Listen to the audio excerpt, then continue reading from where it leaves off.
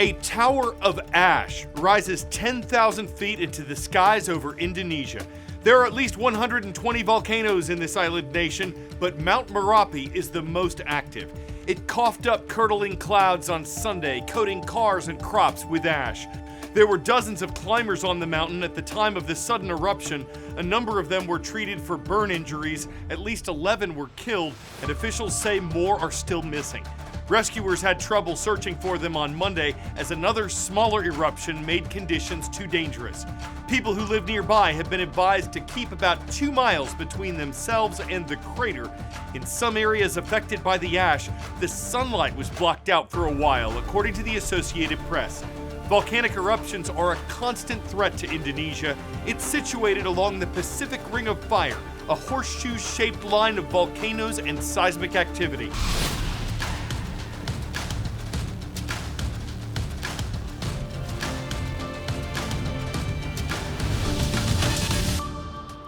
Welcome to the world from A to Z with me. I'm Carl Azus, and it means the world to us to have you watching. Today's show is pure gold, or at least that's our next topic. It's birdie, it's shiny. It's also been climbing in value for weeks, reaching a record high on Monday before that value dropped down again as the day went on. What does that mean, and why does it matter?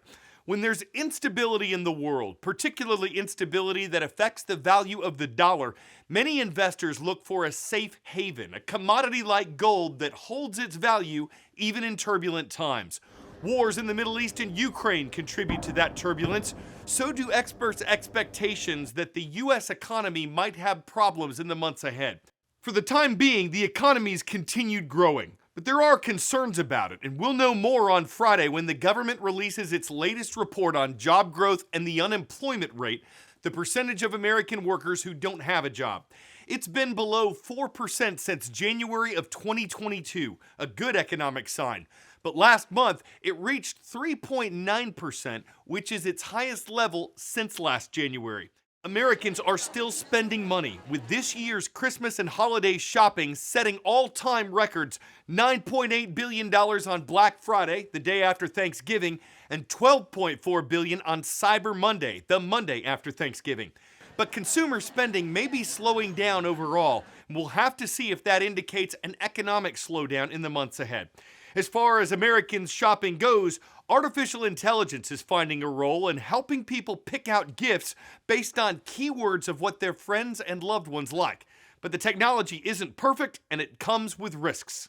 Buying real gifts with the help of artificial intelligence. We have this new Google AI-powered gifting tool. I'm shopping for my 7-year-old daughter who's very picky, and she wants to be a scientist and inventor. And so I can actually query for exactly that. Right now, you kind of have to know what you're looking for. You need to know the name of the product or have a really accurate description. With these AI tools, the better that they get, the idea is ultimately they'll be able to help do the thinking for you. But shoppers, beware. Experts say if you opt in, it gives powerful corporations a lot more power, the power to make a prediction, the power to understand what is going to be the most effective bid in a transaction, what price you're willing to pay.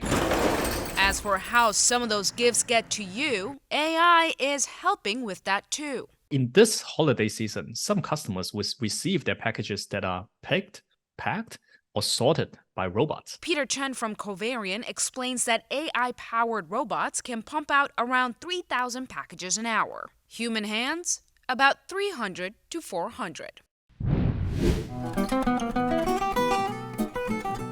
On this date in world history.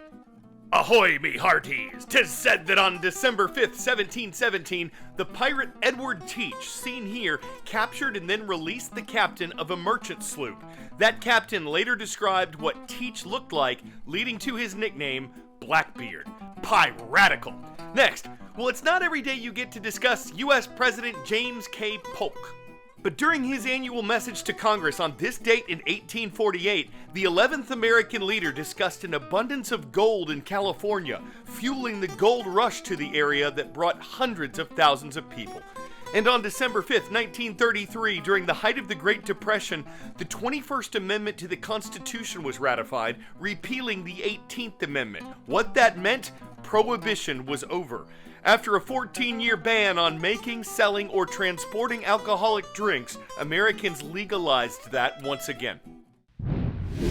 Word of knowledge. Which of these countries has 3 capitals? Bolivia, Netherlands, South Africa, Sri Lanka. All of these countries are said to have multiple capitals, but only South Africa has 3: Bloemfontein, Cape Town, and Pretoria. Will good fences make good neighbors, as the poet Robert Frost put it, when it comes to tensions between humans and baboons in Cape Town? The population of Chacma baboons here was once under threat. But now, though they're not considered an endangered or threatened species, they're in danger of increased conflict with the people who live nearby. And officials are planning to build more fences to try to keep the baboons out of developed areas. So we're looking to meet up with the team that is trying to block the baboons from crossing into the area where the houses are, but it's a big challenge. There they are right in front of you. There it is, that's a female, right? Yeah. So the team's moving quickly now to block them before they go down. The troop is on the move. The team from Baboon Matters is running interference. Do they sometimes get through you and get to the houses? Yes, sometimes when they get to the thick bushes. Some on top there. For now, they've won the battle. The troop settles in their natural habitat on the slopes of Table Mountain, doing what baboons do. So for them, it's a case of, do they spend the whole day foraging, or if they get down into human-occupied areas below, if they get just half a loaf of white bread, it means they can take the rest of the day off. Okay, come. So the baboons are coming down, and again, we're just trying to block them here so that they don't go into urban areas. For these highly intelligent animals, even an electric fence does little. Across the continent, they're often considered pests, causing consternation and conflict with their human neighbors. The best thing is to keep baboons out of the urban spaces and reduce the overlap with humans. And then we have a way reduction in the number of human-baboon conflicts and injury and death associated with that. For centuries, our urban spaces squeezed them out of the best foraging land. With careful management and separation, the baboons began to thrive again. This is where the baboon problem is. To winemaker David van Niekerk, baboons are more than just a nuisance. There are no more natural predators for the baboons. You've got this massive spread of vineyards, which is obviously going to be food for the baboons year around. It's everything that we've worked for, and we take a whole year to work for a bunch of grapes. All of my crop is precious, and now I've got to compete against the baboons. In Cape Town, they've debated paintball guns, flashbangs, fences, and even hunting to keep baboons out. Discussions. When we're old and retired one day, they'll still be discussing it, and the baboons will still be stealing the grapes. I mean, it is completely crazy, because if you think about it logically, we all want the same thing. People have got different ideas of how to go about it. Though it's hundreds of miles south of the mainland, Okinawa is still an island of Japan. And it's there that Miss Hoffman's class is watching today. Warm welcome to our viewers at Lester Middle School. And in the Cornhusker state of Nebraska, we're shouting out Mr. Hubel, or Hubble, or Hubel's class at Fullerton High School in Fullerton, so close to meeting your teacher at NCSS. For our last segment today, it was a wild deer chase through a school in New Jersey.